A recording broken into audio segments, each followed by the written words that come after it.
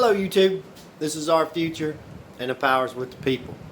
I'm getting a little bit of rain today, so I'm not able to walk outside for my little intro. This one is on the one word that white people fear the absolute most, and that would be racism and racist. You're a racist. And this we're going to tackle this thing on white supremacy, and go a little bit in depth with it. I do apologize. This is going to be a long video, but I've included a lot of stuff here with Charlemagne the God and David Duke, and then some other things, and also my own bits and pieces. But my message to whites, real quickly, would be: do not fear the word racist. We have to stop fearing it because it's a setup. Okay? And then for blacks, you've got to have some kind of personal responsibility, and especially personal responsibility for your children. This is a multi-generational problem. All of this leads back to my book, The Case to Prepare. If you go into my book, and that's on the YouTube channel, I invite you to start from chapter 1 and go all the way through it to help you understand. The next video will be on black Freemasonry and black and white Freemasonry and the problems that we've had in our country with those issues. So anyway, let's get started with Stephen Colbert and Charlemagne the God. Okay, so this is Stephen Colbert, Stephen at home. Obviously late night television, and this is an interview with Charlemagne the God. I've never heard of Charlemagne the God before, but just the name alone just screams blasphemy to me. I don't know about this guy other than what I just saw in this interview. I haven't looked him up, but I did listen to the interview on TV the other night, and I wrote down some of the points that he's made in this interview. And I want to say that the reason I hate Stephen Colbert and Jimmy Kimmel and all of these late night shows is that most Americans do not understand that this is the way they really get you psychologically, because it's late at night. They interview celebrities, and they have funny skits. They make you laugh, and it makes you drop your guard, and it's right before bed. So your mind, especially your subconscious, is extremely open at this point to listen to what these people have to say, and you really take it in. And they always make it sound sweet and innocent and nice and everything else, when the reality of it, if you actually look at what they're pushing and what they're saying, this is programming. This is how they twist your mind into believing something.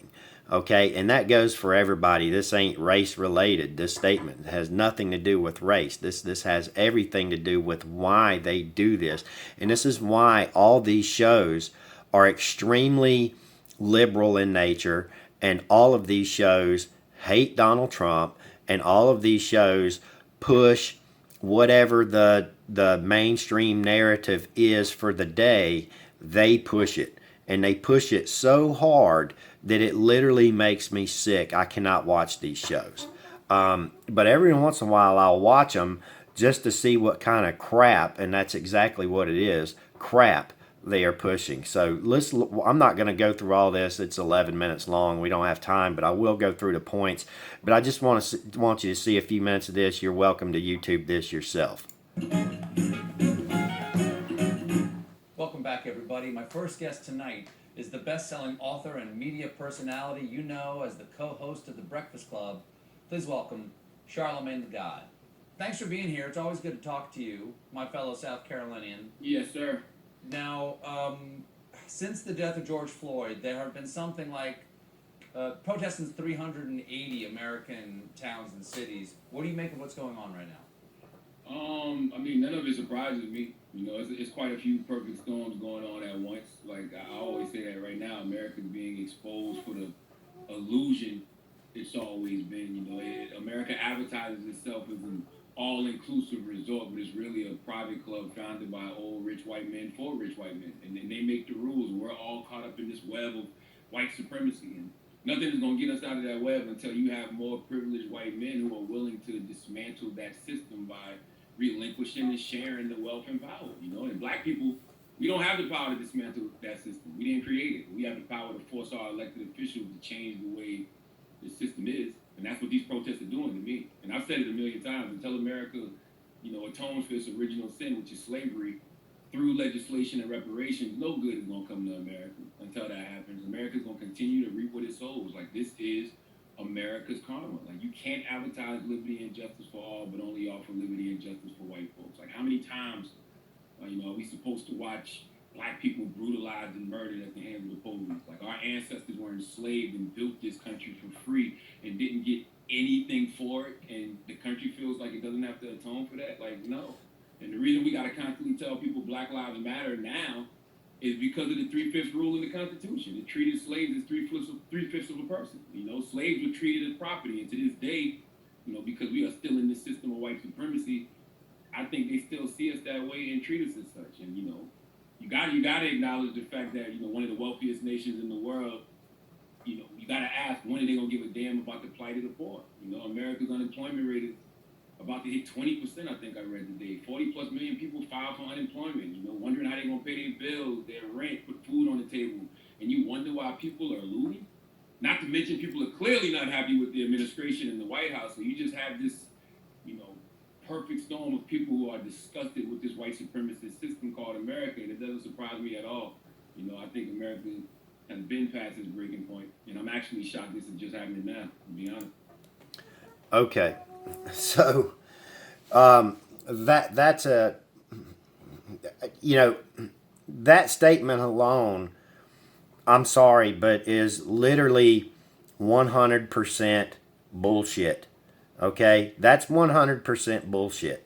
And what this guy is saying is relinquishing and sharing money and power from white supremacists to blacks.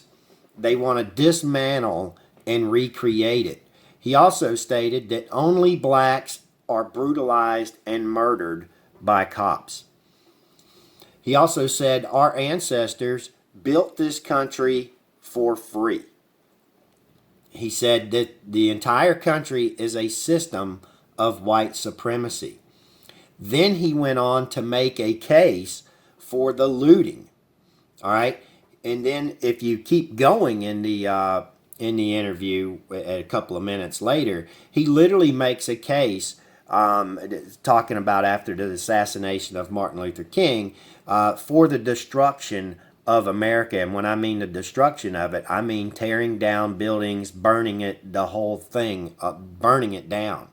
Then he goes on to admit that he didn't experience racism growing up in South Carolina. I want to play that for you. Let me find it so we don't have to go through all this stuff. In America. Listen to this guy. How does a white supremacist system work for everybody? So yes, I think that, you know, there has to be a lot of atonement, you know, from this country in regards to legislation and reparations to black people in particular, because, you know, we built this country for free. You and I, as I said before, are both from South Carolina, and South Carolina has its own particular responsibility for the condition of race relations and the supremacist system in the United States. But what do you think about this moment? What does it say about the responsibility that all of the states bear? Or do you think it's worse in the South, or is it merely more overt?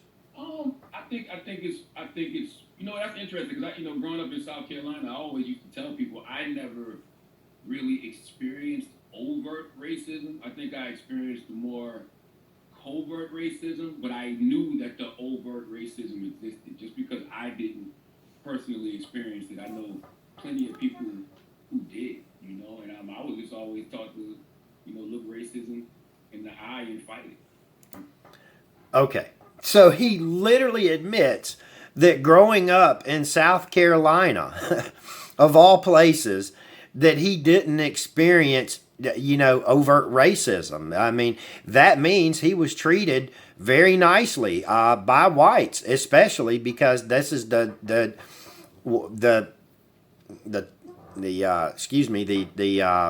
talk that this is what they're focusing on is racism, and the man readily admits that he didn't experience any crazy racism growing up in South Carolina, of all places, which just got rid of the Confederate flag just a few years ago because of the staged false flag attack of Dylan Roof in Charleston and Nikki Haley. Who is just a poster child for do exactly what the real men in power, the Illuminati, want. I don't know anything about this guy, but the things that he is pushing here and that Stephen Colbert is pushing on this is just absolutely false, and it's absolutely disgusting. So we're going to go into this right now. Okay, this is Dr. David Duke, and Dr. David Duke was a congressman and from 89 to 93. He also was the head of the KKK, and this man is censored more than possibly anybody else in America. Most people do not understand David Duke. When they hear the name, they instantly think of racism and blacks and KKK. But they don't listen to what he is actually saying.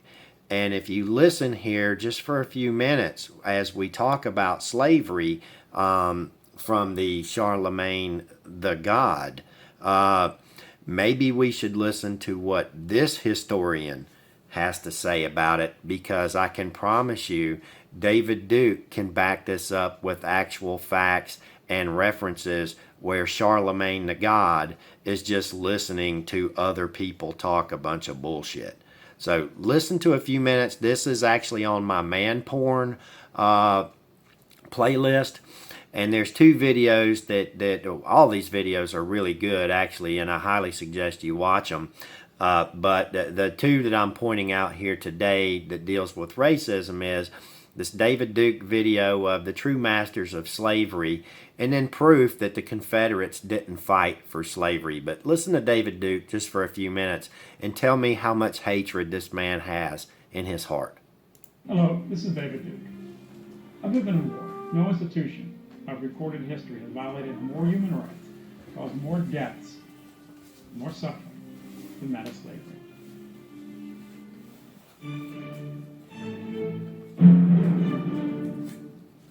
Although slavery still exists in parts of Africa and other parts of the world, the last great trafficking in human slaves occurred in bringing Africans to the New World, beginning in the early 16th century and flourishing up to the middle years of the 19th century. The most egregious, cruel, and murderous aspect of this period was the transatlantic slave trade, often called the Middle Passage. Scholarly studies of the loss of life during the transportation of slaves to the Americas suggest that between 7 and 10 million Africans suffered indescribable cruelty and perished in the Middle Passage. The human suffering and death from the African slave trade is the cornerstone of white guilt both in America and around the world, and has been tirelessly promoted by both academic and popular media. The film Amistad by Steven Spielberg is the cinematic standard of films about the slave trade, and a more recent treatment is the excellent film called Amazing Grace. Amistad carefully portrays the slave trade as a Christian European-American enterprise. It is terrible and flattering portrayals of American leaders, the Queen of Spain, and conspicuously Christian slave traders. It has numerous images of Christian crosses accompanied by scenes of horrific treatment of black slaves. Before Amistad, though, in 1992, the Nation of Islam caused a tremendous controversy when it published the book The Secret Relationship Between Blacks and Jews. It quoted prominent Jewish historians who claim that the African slave trade, and indeed slavery in the West, for the last 2,000 years was thoroughly dominated by the Jewish community. Now, 15 years before the publication, I appeared on the largest black talk show in America and for the first time exposed the issue before a national audience. As strange as it might seem to some of you, in spite of my politics, I had a role in setting in motion the rising black awareness on this issue. 5 years after The Secret Relationship was published, Amistad was made. I think it was perhaps a remedial effort to put the genie back in the bottle. It was set in a thoroughly Christian New England. The actual center of the American slave trade was at Newport, Rhode Island. It is no minor coincidence that Newport had America's oldest synagogue and was home of the largest thriving Jewish community in the New World. Although Spielberg portrayed the horrific slave trade as thoroughly a Christian affair, here are some words of the major Jewish history of the early Americas called New World Jewry. It's by S.B. Liebman and the American Jewish Historical Society. He wrote about those who owned and manned the ships, the perpetrators of this mass human cruelty and murder. Quote, they came with ships carrying African blacks to be sold as slaves. The traffic in slaves was a royal monopoly, and the Jews were often appointed as agents for the crown in their sale. They, the Jews, were the largest ship chandlers in the entire Caribbean region, where the shipping business was mainly a Jewish enterprise. The ships were not only owned by Jews, but were manned by Jewish crews and sailed under the command of Jewish captains. And here's how I came to discuss the Jewish slave trade on Black Perspectives in the News on PBS. In the late 60s, I became acquainted with a slave trade researcher by the name of Walter White. He wrote a short booklet called Who Brought the Slaves to America. I contacted him and began doing my own research into the slave trade. I read all of the official Jewish histories pertaining to it. I've followed the issue for over 25 years now, scanning official Jewish general histories on the subject, and often those histories were published by Jewish historical societies and groups. These were histories written by Jews for Jews, and here's some direct quotes from the leading Jewish historians writing about the African slave trade. Now remember, you can find all the academic citations in my books, My Awakening and Jewish Supremacism. Prominent Jewish historian Mark Raphael, in his book Jews and Judaism in the United States, a documentary history, wrote, quote, Jewish merchants played a major role in the slave trade. In fact, in all the American colonies, whether French, Martinique, British, or Dutch, Jewish merchants frequently dominated. This was no less true on the North American mainland, where during the 18th century, Jews participated in the triangular trade that brought slaves from Africa to the West Indies and there exchanged them for molasses, which in turn was taken to New England and converted into rum for sale in Africa. Isaac da Costa of Charleston in the 1750s, David Franks of Philadelphia in the 1760s, and Aaron Lopez of Newport in the late 1760s and early 1770s dominated Jewish slave trading on the American continent. Jewish historians record old Jewish documents showing how the slave trade was so thoroughly Jewish that slave auctions throughout the Americas had to close on Jewish holidays. Brazil received far more African slaves than North America. A. Witzner, another official of the Jewish Historical Society, in his book Jews in Colonial Brazil, pages 72 and 73, wrote, quote, the buyers who appeared at the auctions were almost always Jews, and because of their lack of competitors, they could buy slaves at low prices. If it happened that the date of such an auction fell on a Jewish holiday, the auction had to be postponed. Studying the Jewish histories of the New World, I began to learn of a carefully recorded Jewish history that you and I are not permitted to know about. I discovered that many centuries before the transatlantic slave trade, that Jews had dominated the slave trade in the entire Western world for the last 2,000 years, even as far back as Roman times. Duncan Wagner's Jewish Encyclopedia, volume 10, page 48, writes, quote, the trade in slavery constituted the main source of livelihood for the Roman Jews. To show you how widespread the Jewish slave trade was and how influential Jews had... So this keeps going and keeps going for 17 minutes, and it's well worth and very educational for everybody to watch this and listen to what David Duke has to say. And then I would definitely go into the proof that the Confederates didn't fight for slavery. But there's some other things that we need to talk about.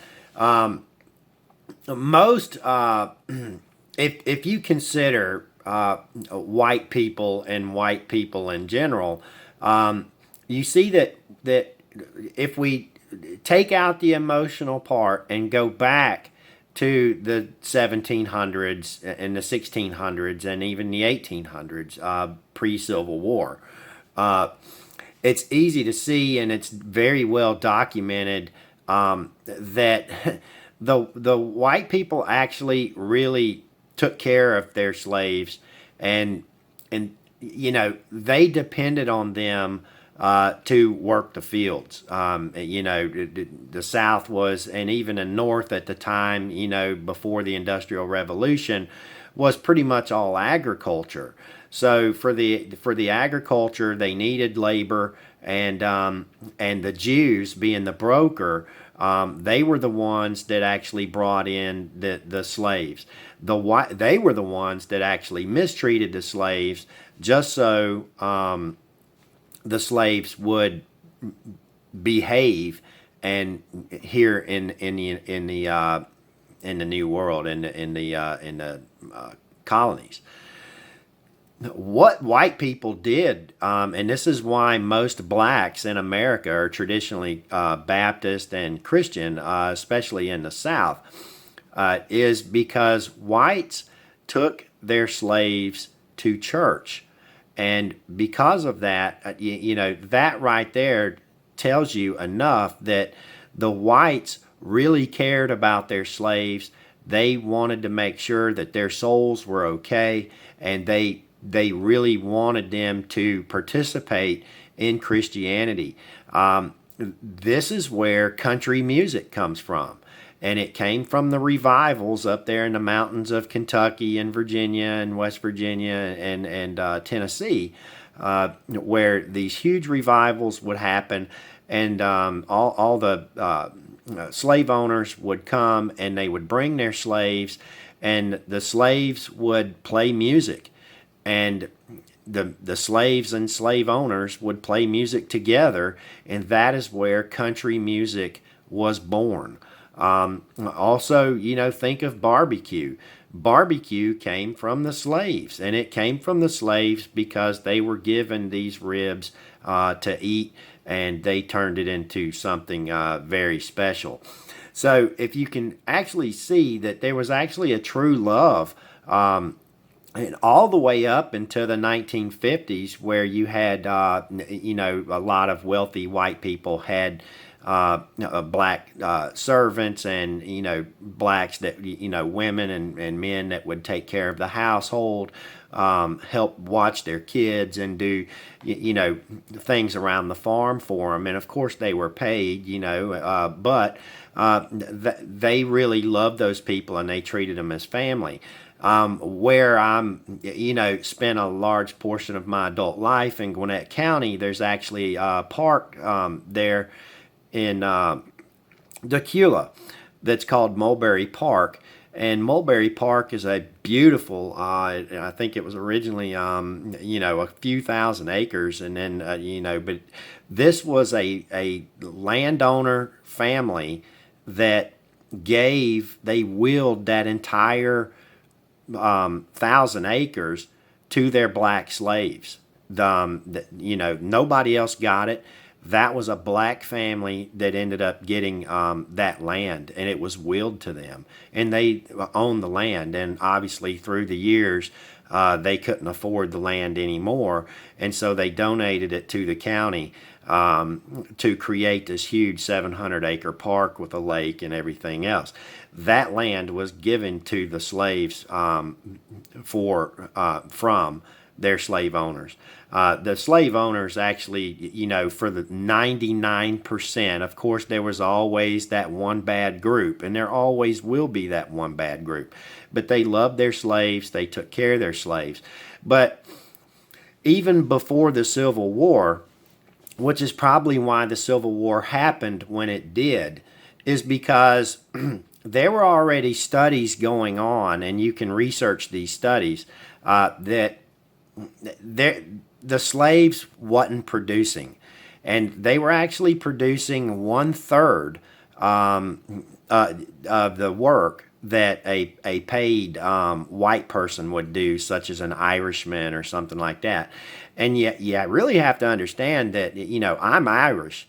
And so Irish, especially in the South, were actually treated below a slave or equal to a slave. Irish people in the New World, in the colonies, and in the early United States after the American Revolution, Irish were the absolute scum of the earth, and they were treated as such. And most people forget that, especially black people. They just think white is white, but they forget, and they don't care that there were groups of white people that literally starved worse than they did.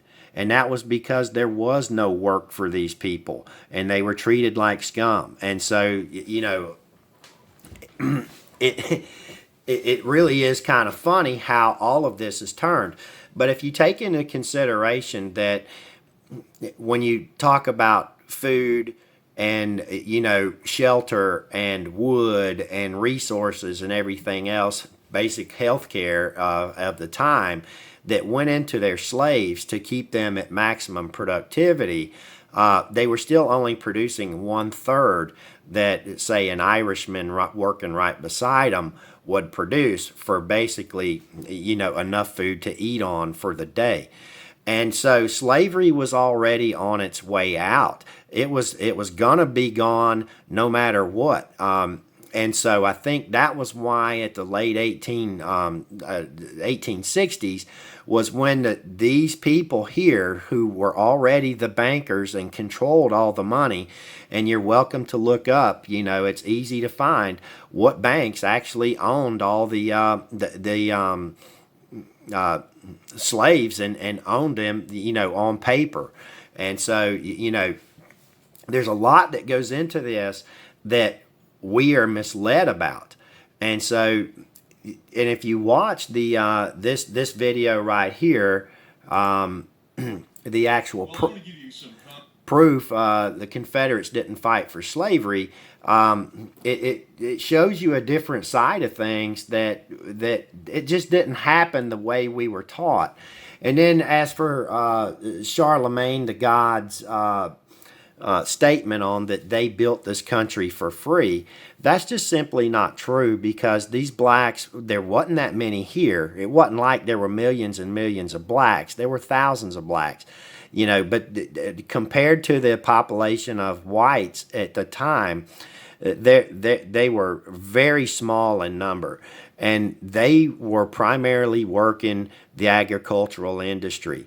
Okay, so other than maybe a few small things like the cotton gin they got credit for, and some people want to argue about the telephone. I'm not so sure about that, but whatever. But these people had zero involvement in the design and building of our roads, our infrastructure, or anything else. These people had zero involvement in that. So the only involvement they actually had in anything was working these fields and sleeping and carrying on their little bit of culture that they were allowed to have. Does this make it right? Am I speaking up for slavery? Absolutely not. But the point is that we are being completely mistaught and misdirected and misled by a certain group of people that this is a white problem. And if you see it on the news now, you see that this is all a white problem. It's white supremacy. It's always talking about white supremacy. But there's also a group of people that were the brokers and the sellers and the people that transported these people over here, and there's no talk of that whatsoever. They are the ones that, they were the ones that mostly profited off of this. They profited more off of this than the landowners did. Okay? So, and then if we keep moving forward, even through the early 1900s into the Industrial Revolution, it really wasn't until later into the 50s and 60s that we started having severe problems with the civil rights movement and everything else. And you can actually look this up that and I will do this in another video, because we're going to just, this video would end up being 3 hours long. But Prince Anthony Hall, which was a black Freemason outfit, they were the ones that actually started all of the civil rights movements and everything else. So you can actually see that, again, the Freemasons, under, technically they call them a black leadership, but for a fact that these people were actually run by a larger group of Freemasons that were predominantly white and Jewish. So, all of this is very misleading. And then we can see that we come back into it here in 2020, and we still have blacks saying things like Charlemagne the God is saying, and like they're saying in the media, which is 100% false. So let's listen to just 1 minute of this, just so you can get an understanding. Approximately 95% or more of the people in the South did not own slaves. Now, the wealthiest people bought slaves. What they were trying to do, obviously, the common sense 101, what were they doing? They're trying to save money on labor. They wanted to buy a slave, so once they buy a slave, the only thing they have to do is feed and house the slave, and they get all the labor they want for life. That's what they're doing, right? Plain obvious, right? Now, if you were one of the white people down south, did that help out your economic situation?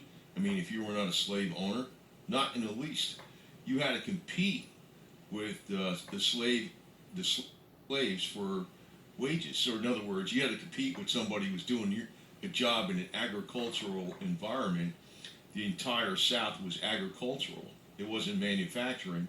The slaves were doing the jobs of what the vast majority of economic output in the South was about. It was agricultural output. So if you're one of the 95% or more whites in the South, what kind of job would you get that was not taken up by a slave that was purchased by a wealthy white person? Now, just fast forward a little bit to what they tell people up north, that the war between the North and the South was about slavery. If the South supposedly, according to the North, seceded from the Union over slavery, what incentive would these whites, 95% of these whites, have to fight for the South if it was for slavery, when it was something that was against them? It was against the vast majority of whites. How the hell would you compete with somebody for, like, if you're going to try to get a job as a field hand on a plantation, and you're trying to get a job to get pay? How the hell are you going to compete with a person that was bought by a plantation owner that's a slave? It just took away all the jobs. There was a lot of blacks in the South doing these agricultural jobs, and those are the main jobs. How the hell are you going to compete with a person that was bought by a plantation owner that's a slave? It just took away all the jobs. There was a lot of blacks in the South doing these agricultural jobs, and those are the main jobs in the South. So that made the vast majority of the whites very poor. So there's absolutely, now why would you go up against insurmountable odds against Yankee cannon fire, twice as many armaments, twice as many people, far more financed, to protect what? An elite 1% upper crust in the South? It's like, why would you do that? Why would you do that?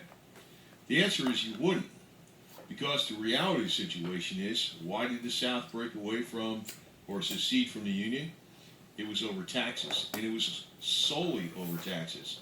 This tax issue whereby the South was paying over 80% of the money going into the coffers of the U.S. government, because at that time there was no income tax. There was no income tax all the way up to the time of the Civil War, the war between the states. It was all the money coming in, for just about all the money coming into the coffers of the U.S. government. It was coming through tariffs.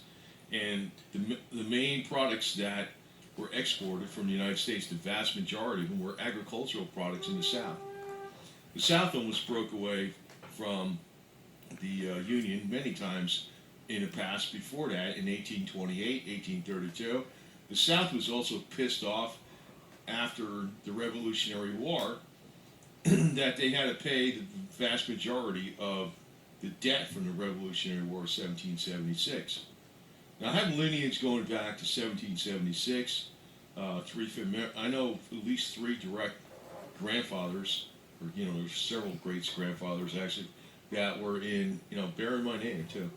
One was a father's son, and one was the grandfather of, the wife, whatever, another grandfather with a different last name, but 2 father and son were also in the war with my last name, 1776. Going back, then going forward a couple of generations, I have 3 with my last name fighting in the Confederacy over the same exact issue, taxes. As a matter of fact, a lot of the weapons in the South etched in their weaponry 1776 all over again.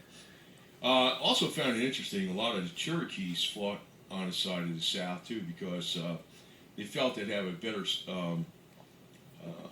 shot at being independent and have an independent Indian Territory nation that would continue on, versus if they were part of Washington, D.C., they felt that Indian Territory would be swallowed up into the Union and renamed Oklahoma. Turned out they were correct.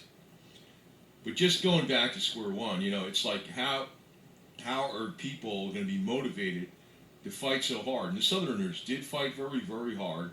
As a matter of fact, many of the battles, it looked like the South was going to win in the beginning, the first couple of years of the war. Until later on, Abraham Lincoln did the Emancipation Proclamation, but he did that almost 2 years after the war started. And it only freed the slaves in the South, not the slaves that were under his territory, the control of his territory, which would have been Maryland, Delaware, Kentucky, I think Missouri was another state, West Virginia. He left all those states to have slavery, even though they were under Union control. He only freed the slaves in the South. It was like a political thing to just make it look like the war was justified, that we're doing it on the moral purposes, but it was all over money. And I'm going to get into that, but before I do, I just want people to be in their head, because this is one of the most common sense reasons. Why would hundreds and, actually, I guess it was hundreds of thousands of Confederates die for a cause of slavery, whereby this slavery was causing 90-something% of the Confederates or Southerners to lose economic well-being and income, because the ones that are on the top, the 1% that own the slaves, they were doing most of the agricultural labor. Okay, so he goes into this in more detail throughout the video. But we also have to ask about black slave owners. So this is something that is never talked about by black people at all. And but it is very well documented that there were many freed slaves that ended up owning land and buying their own slaves. And I understand this is hard to read because, I'm just holding my phone here, but I'll read this excerpt for you. Most Americans, both black and white, believe that slavery was a system maintained by whites to exploit blacks. But this authoritative study reveals the extent to which African Americans played a significant role as slave masters. Examining South Carolina's diverse population of African American slave owners, the book demonstrates that free African Americans widely embraced slavery as a viable economic system, and that they, like their white counterparts, exploited the labor of slaves on their farms and in their businesses. Drawing on the federal census, wills, mortgage bills of sales, tax returns, and newspaper advertisements, the author reveals the nature of African American slaveholding, its complexity, and its rationales. He describes how some African American slave masters had earned their freedom, but how many others, primarily mulattoes born of free parents, were unfamiliar with slavery's dehumanization. So this is one book out of many that talk about this subject. So if you go to images here, and all I did was just go to black slave owners, you can actually see the subject here, and top 10 black slave owners. Moses and her people, Harriet Tubman. So you can see that we are completely misled on the actual idea of slavery altogether. And this is very important for our true understanding of our country and where we come from as a difference of people. So we've become accustomed, especially the last 10 years and especially the last 20 years, even though this has been an issue that's been going on since the 1950s, and even we can go further back to the 1800s about this issue when it comes to slavery and everything else, and the inequalities of blacks versus whites. Since the civil rights movement and everything else that has come into play since then, blacks, have enjoyed affirmative action. They've enjoyed welfare, free health care, food, all these things. Nowadays, it's internet, cell phone, electricity, water. Every need that you have, including money, is met. And that's by the taxpayers. That's by the government. And if you choose to live in that system, I understand it. It's a system to keep you down. That's something we've heard over and over and over again. But that's your choice. And we have to, people like to say that all people are created equal. And we all know that that is not a true statement. We all have opportunity here. If you really look at the reality, blacks actually have more opportunity than whites in the United States of America, and have ever since the late 1960s. But whites do control most of the money, and they control most of the power. That's to be expected, considering that it was the British that came over here and founded this country and set up the colonies, okay? So this whole thing about the blacks built all the infrastructure and the blacks designed everything is simply not true. And we have to be honest with ourselves. But when it comes to inequality and why a black neighborhood, or black area of town, say like College Park, is not as nice as, say, Brazelton, or an area like that around Lake Lanier, or, Marietta, some of these, places that are predominantly white, you really have to ask about personal responsibility. And blacks seem to forget about personal responsibility. So I've worked in healthcare most of my adult life, other than being in the Army. And, there's some things that we need to, really just look at for real and be honest. I mean, I can't tell you how many times, every single day working in a women's center, you know, I would see a black couple in there having babies. And just about 95% of them had more than 5 kids, and they were very young. I mean, and then the dad either wasn't there, wasn't involved, you know, or anything. So, you know, it's pretty common knowledge that most black homes, especially very low income homes, there's not a father figure in the house, and there hasn't been for years and years and years. The black guys are out running the streets, and the moms are usually working or doing whatever they're doing, and probably usually not something they should be doing. And it's grandma or great grandma or a great aunt or somebody like that that's taking care of the kids. Well, when you're in that kind of environment, who's giving the instruction to those kids? Because I can promise you, grandma or great grandma isn't going to be able to take care of a half dozen kids or even a dozen kids. You know, she's just not going to be able to do it. So what do those kids end up doing? Well, they end up running the streets. And so they're getting their education from the streets. And my dad was, you know, he's a retired school teacher, and we've seen this my entire life that, you know, blacks generally don't help their kids with their homework. Blacks will just come in and complain to the teacher that their kid is doing poorly in school, and it's the teacher's fault. Well, that's not the way it works. You know, the teacher's there to give the instruction, give the homework and everything else.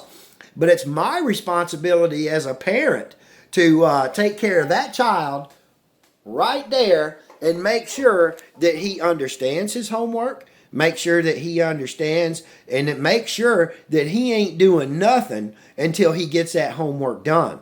And now that he's 17 years old, he has a cumulative grade point average of a 3.8 and will most likely in his senior year end up getting a Zell Miller scholarship, which will take care of 100% of his tuition.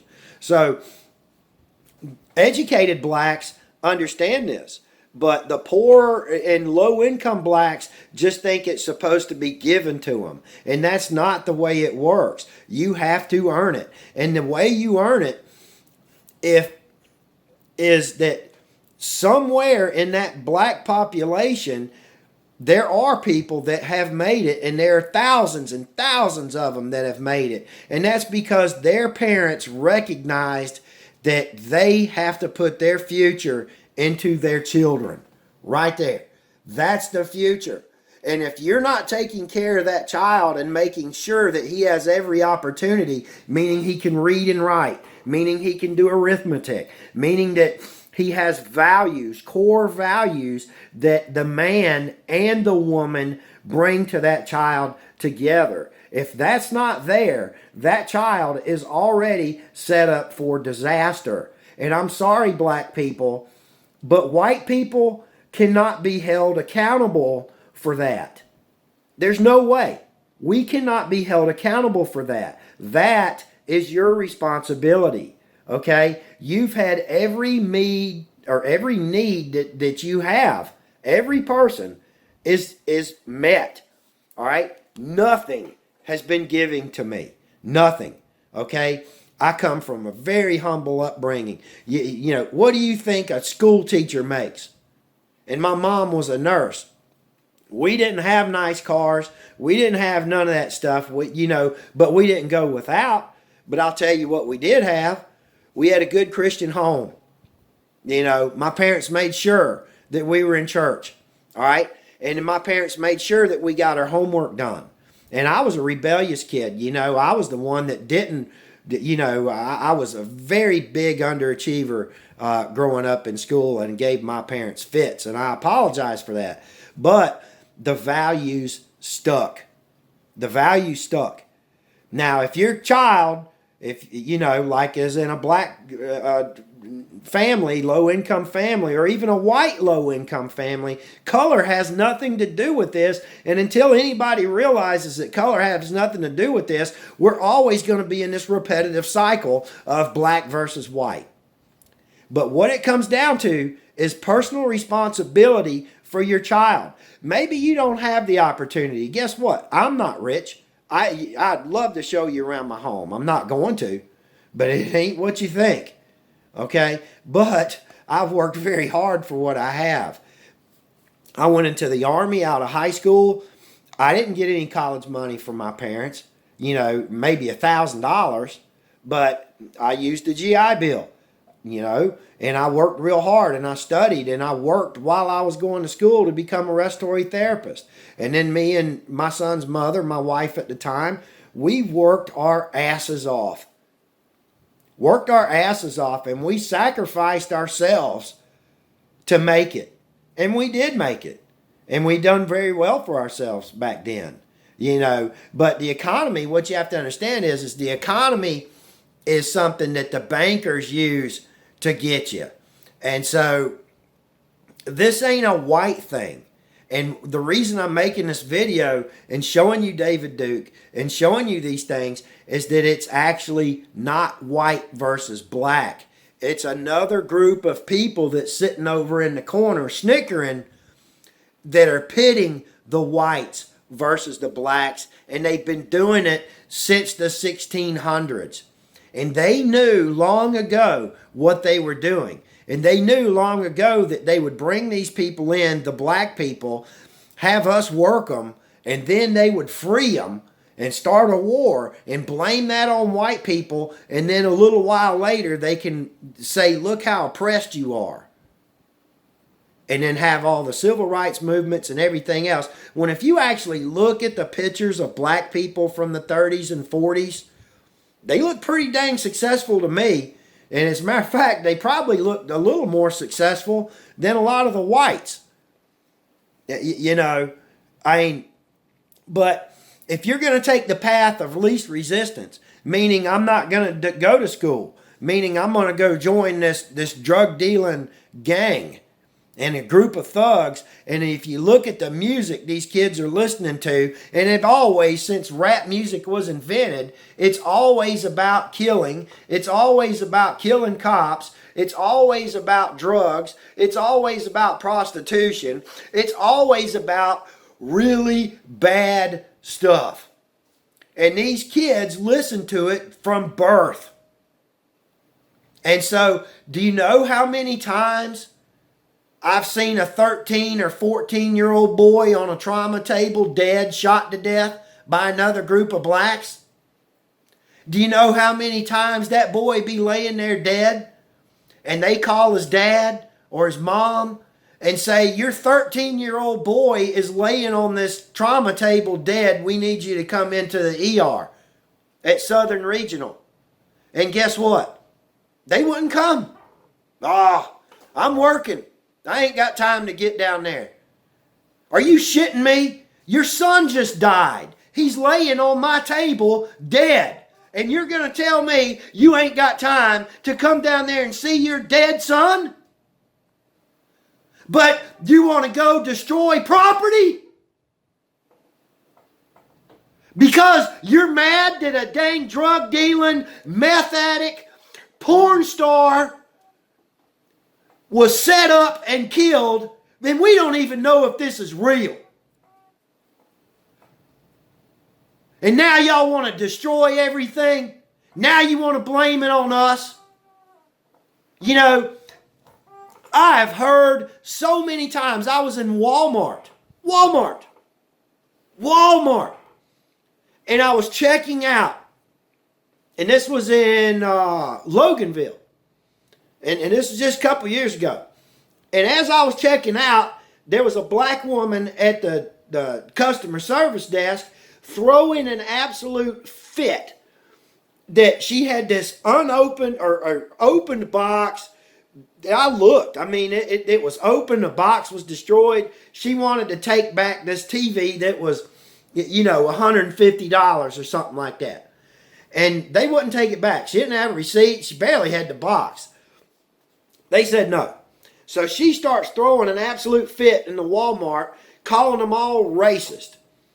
The woman behind the counter literally said, I can't be racist because I'm Hispanic. Do you see where we've gone with this stuff? That nobody in the world can be racist except me. White person. And that's a bunch of bullshit. You know, Hispanics can be racist, Asians can be racist, and trust me, I've seen it all. All right? I've seen Asians damn pit against themselves and group up against other people, and that's how they have a bunch of Asian businesses. I've seen Hispanics do it. I've seen Romanians do it. I've seen Jews do it. I've seen everybody damn do it. And when it comes to middle management in the Atlanta area, believe it or not, most of that is controlled by blacks. Go look. They live very well. And guess who they're hiring? Blacks. And guess who gets special treatment in those places? Blacks. And guess who gets shit on? Whites. Every damn time. I've lived it. I've seen other people live it. And every white person knows that if you've got let's just say a school. And let's say the school is 95% white. Okay? Well, if there's 5% blacks in there, those blacks will be as sweet as can be to those whites. And it doesn't matter what age, but we'll just say middle school and high school. All right? Where they're old enough to know right from wrong. Okay? But if there's 5% black in a school, let's say a high school, those blacks are going to be treated very well, and they're also going to treat their white counterparts very well. Okay? There ain't going to be no issues. And those blacks will most likely be very successful people growing up. All right? But as you start increasing the black population to 25%, and it's 75% white, what you're going to have then is you're going to see that the groups start segregating themselves out. All right? So there's not going to be, the blacks will more concentrate on themselves and the whites will more concentrate on themselves. All right? And then you'll start seeing behavior problems there. Okay? This is traditionally in every school. And y'all want to blame it on the school system or blame it on the teachers, but it's your own responsibility as a parent. Okay? So, as we get to 25%, you start seeing problems. 25% black, 75% white. Once you get into 50%, then you start really seeing issues. Okay? More fights breaking out, more little gang activity, more problems. If you flip that side to 5% white in a 95% black high school, those kids are going to be bullied so bad that nobody would want their child in that environment. And that is because blacks feel like if they're in a 95% black environment, they can do whatever they want to those white people because it's gang mentality at that point. And if you want more proof of that situation, look at South Africa.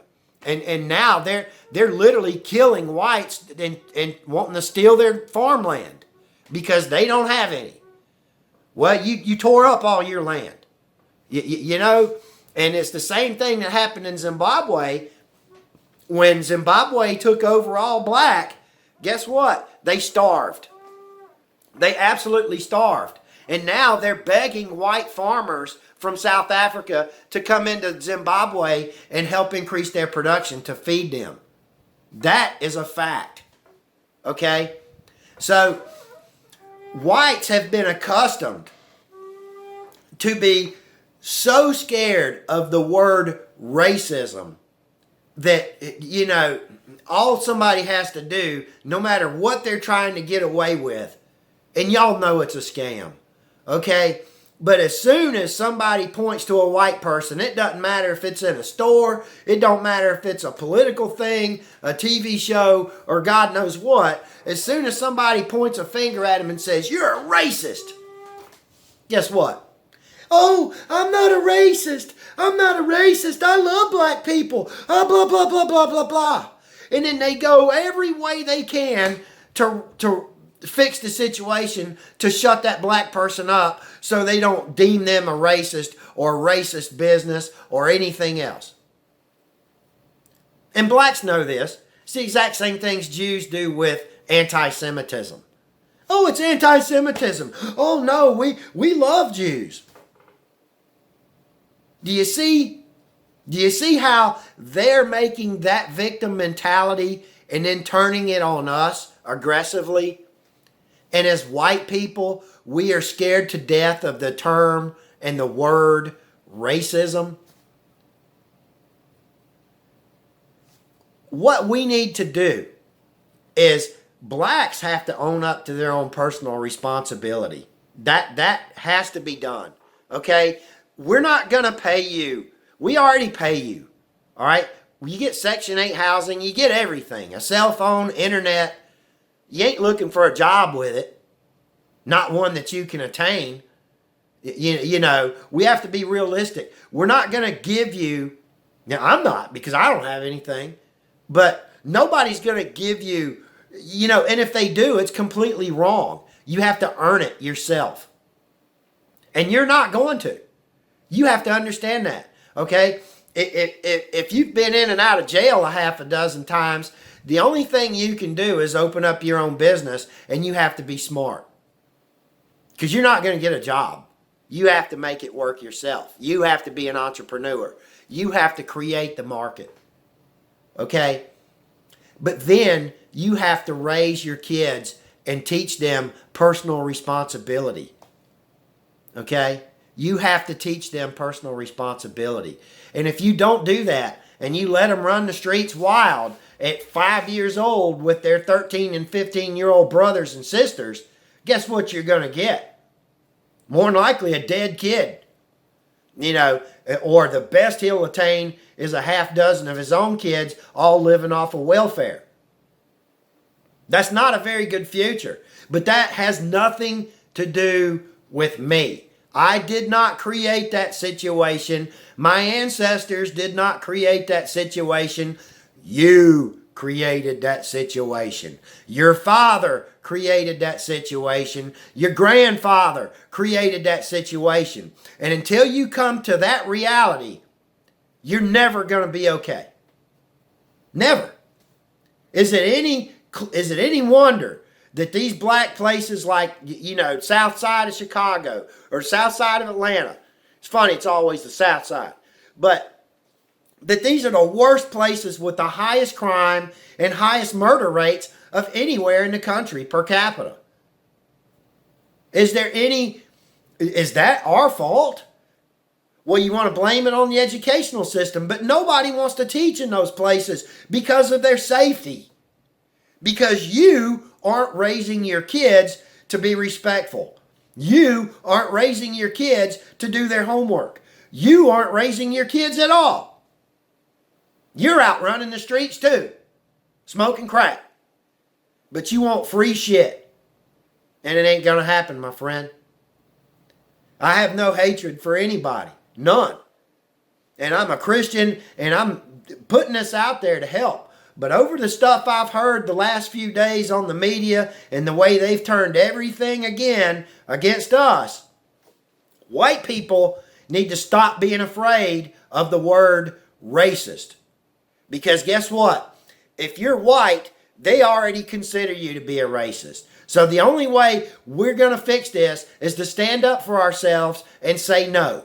And that's the Stephen Colbert and these Jimmy Kimmels and CBS Evening News and ABC and CNN and everybody else that all want to sit there and talk about this stuff and jack people up and present it in a misleading way. Who owns those news companies and who's pitting who against who? It's not white against black.